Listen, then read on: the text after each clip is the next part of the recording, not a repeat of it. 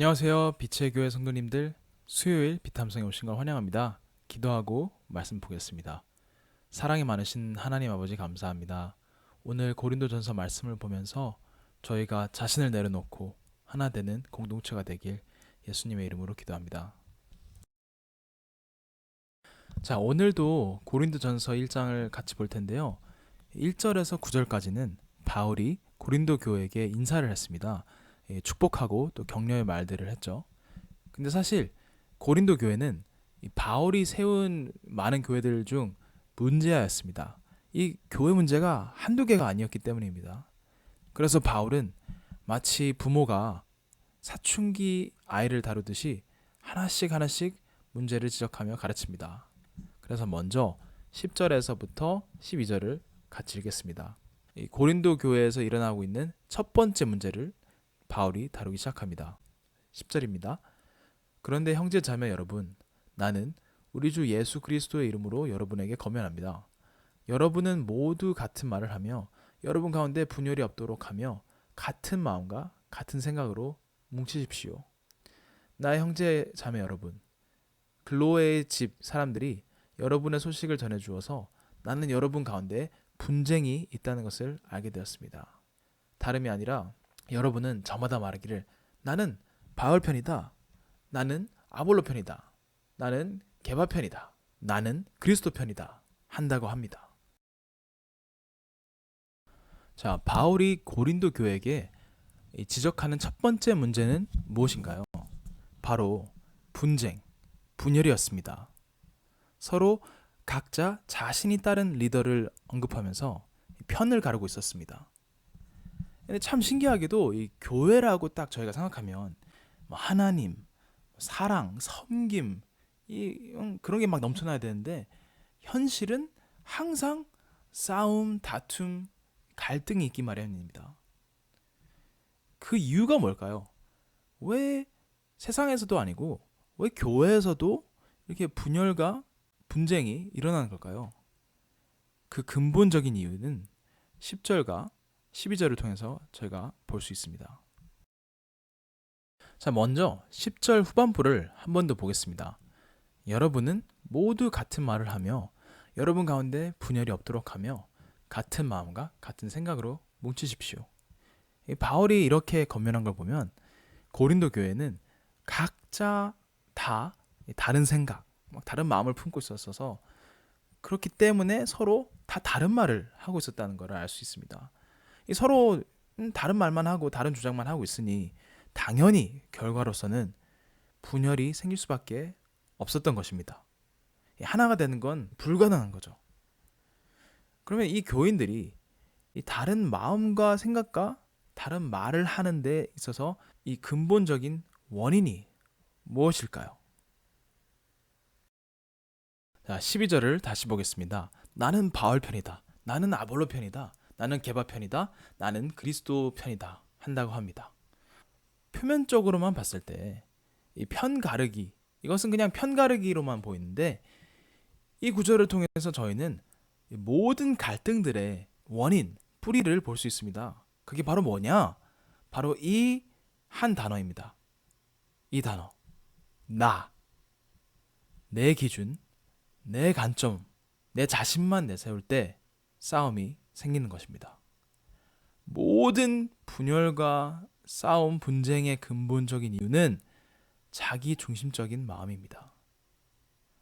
하나님이나 이웃을 중심으로 두는 것이 아니라 나를 내세우는 공동체에서는 갈등이 생길 수밖에 없습니다. 고린도 교인들은 나 자신만 내세웠기 때문에 서로 다른 생각을 했던 것이고 서로 다른 마음을 품은 것이고 그 결과로 서로 다른 말들을 하는 거죠. 나는 누구 편이네, 너는 누구 편이네. 그러면서 분열이 저절로 생기게 된 것입니다. 자, 그럼 문제가 있다면 해결책은 뭘까요? 13절에서부터 17절을 보면 저희가 해결책을 알게 됩니다. 자, 13절을 읽겠습니다. 그리스도께서 갈라지셨습니까? 바울이 여러분을 위하여 십자가에 달리기라도 했습니까?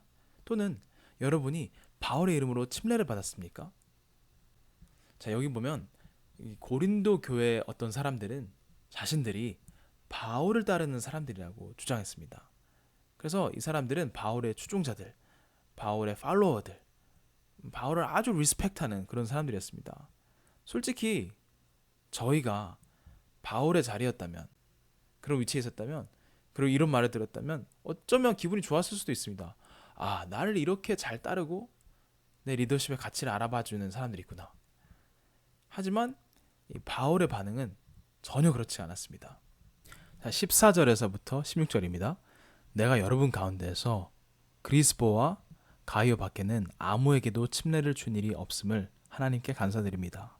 그러므로 아무도 나의 이름으로 침례를 받았다고 말하지 못할 것입니다. 내가 스데바나 가족에게도 침례를 주었습니다마는 그 밖에는 다른 누구에게 침례를 줬는지 나는 모릅니다. 자, 이걸 보면 고린도 교회 사람들은 자신들이 어떤 리더에게 누구에게서부터 침례를 받았는지를 굉장히 중요시 여겼던 것 같습니다. 그리고 그것을 통해서 자신이 어느 라인에 있는지 구별한 걸로 보입니다. 자, 바울은 고린도 교회를 개척한 리더이며 1년 반이나 넘게 고린도에서 지내면서 저항들을 참아오면서 꾸준히 이 교인들을 가르쳤습니다. 자, 보통 사람 같으면 만약에 자신이 이렇게까지 노력을 했고 정말 이렇게까지 사역을 했다면 자신이 한계 있으니까 더 드러나길 원하고 더 교인들이 자신의 수고를 좀 알아줬으면 좋겠고 또 자신의 팔로워들이 더 있길 바랬을 것입니다. 근데 만약 바울이 자신을 드러내길 원하는 그런 마음이 있었다면 고린도 교회 사람들이 이런 반응을 보였을 때 솔직히 화나거나 정말 굉장히 섭섭했을 것입니다. 아니, 내가 너희들을 위해서 1년 반이나 넘게 핍박받으면서 섬기고 가르치고 돈도 안 받으면서 내 손으로 일했는데 다른 리더들을 따라? 아, 서운하네. 이런 식으로 섭섭했을 것입니다. 그런데 오히려 바울은 자신이 침례를 많이 안 준 게 감사하다고 말합니다. 사람들이 자기를 높이지 않아도 되는 것에 감사했습니다. 자신의 팔로워 수가 높지 않다는 거에 감사했습니다. 어떻게 이럴 수 있었을까요? 17절입니다. 그리스도께서는 침례를 주라고 나를 보낸 것이 아니라 복음을 전하라고 보내셨습니다. 복음을 전하되 말의 지혜로 하지 않게 하셨습니다. 그것은 그리스도의 십자가가 헛되이 되지 않게 하시려는 것입니다. 바울은 자기 자신을 내세우지 않고 자신이 잘 보이기 위해서, 있어 보이기 위해서 막 지혜로운 말로 허세 있게 사람들에게 말한 게 아니라 정말 심플하게, 정말 예수님만 돋보이도록, 복음만 돋보이도록 했습니다. 어떻게 바울은 그 혈기 넘치고 자기의 의를 나타내기 좋아했던 그런 바리새인의 모습에서부터 어떻게 이렇게 자신이 나타나지 않는 걸 너무나 감사해하고 자신의 지혜가 나타나지 않으려고 노력하는 그런 사람으로 변화됐을까요? 그 이유는 바로 바울이 이 본문에서 몇 차례 언급한 십자가 때문입니다. 십자가를 정말 마음 깊이 깨닫는다면 바울은 자신을 내세우지 않게 된다는 걸 알기 때문입니다. 예수님은 자신을 버리시고 아버지의 뜻을 이루기 위해서 세상을 살리기 위해서 세상을 구원하기 위해서 십자가를 짊어지셨습니다. 이것을 본받아서 바울도 자신을 기꺼이 또 기쁘게 버리게 됩니다. 그리고 사도 바울은 그런 마음가짐을 이 고린도 교회의 교인들이 가지길 바랬습니다.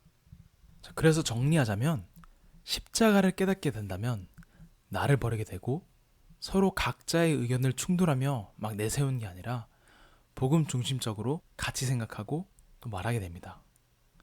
그러면 그때의 결과는 바로 하나됨입니다.